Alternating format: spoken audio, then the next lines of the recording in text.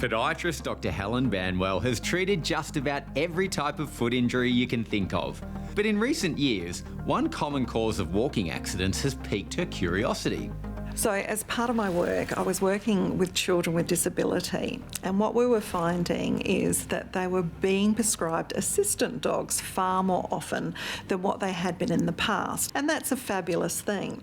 But we had noted that some children were presenting with injuries to their face or their body, and parents were reporting that they had fallen or tripped while walking their dog. So when we looked at the limited research that had been done in this area, we found a study in America that found that for all of the human and animal interactions that had resulted in somebody being hospitalised, nearly a quarter of the time it was because somebody fell over while walking their dog.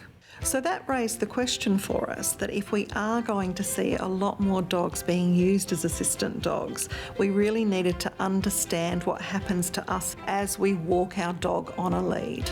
Using 19 adult walkers and 15 lucky pups, Helen and her colleagues at the University of South Australia measured how we walk alone compared to how we walk with a dog. That measurement was conducted with a PEDAR insole system.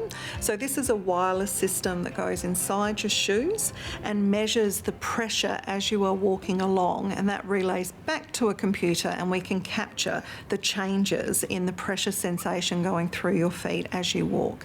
You know, they always say don't work with children or animals, but I have to say the animals were incredibly well behaved on this one, and it hasn't altered my thought process that I'd much rather work with a dog than a human most days, I've got to be honest. As Helen had predicted, the study found that our bodies tend to lean back when being pulled along by a dog, but there was one finding that surprised her. What we hadn't thought of was that we move our pressure back, or we lean back when we're walking a dog, regardless of that dog's behaviour. So what we were specifically looking for was, does our gait change when we have a dog that pulls on lead versus a dog that walks alongside us at a standard heel position?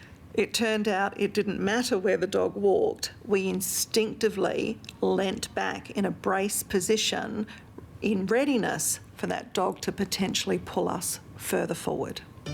What that means for us is that we've intentionally altered our centre of gravity, and so the consequences are that we are probably more likely to trip because we are not where we would normally be in sense of pressure and centre of gravity.